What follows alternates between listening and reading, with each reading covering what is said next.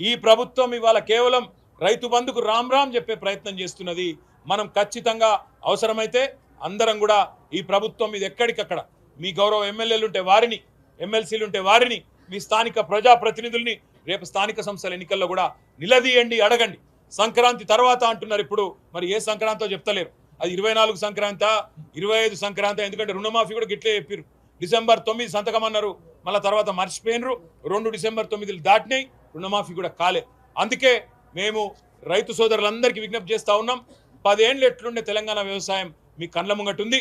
గత సంవత్సరంగా ఎంత క్షోభ పెడుతున్నది కాంగ్రెస్ ప్రభుత్వం మీ కండ్ల ముందుంది. అందుకే స్థానిక సంస్థల్లో తప్పకుండా వీళ్ళకు బుద్ధి చెప్పే విధంగా మీరు తీర్పునివ్వండి. ఇంటింటికి ఓట్లకు వచ్చే కాంగ్రెస్ నాయకులను నిలదీయండి. రైతు భరోసా అన్నారు, 10,000 కాదు 15,000 అన్నారు, ఏవి కొడక అని అడగండి. ఎక్కడ బాయ నీ రుణమాఫీ అని అడగండి. ఎందుకు పెడుతున్నారు కట్టింగ్లను అడగండి. ఏమైనా నీ 6 గ్యారంటీలను అడగండి, నిలదీయండి. ఖచ్చితంగా ఎక్కడికక్కడ కాంగ్రెస్ నాయకులను గల్లాబట్టి అడగండి అవసరమైతే. ఎందుకంటే అధికారం ఇచ్చింది మీరు, అధికారం ఇచ్చింది రైతులు. కాబట్టి తప్పకుండా గల్లాబట్టి అడిగే అధికారం మీకున్నది.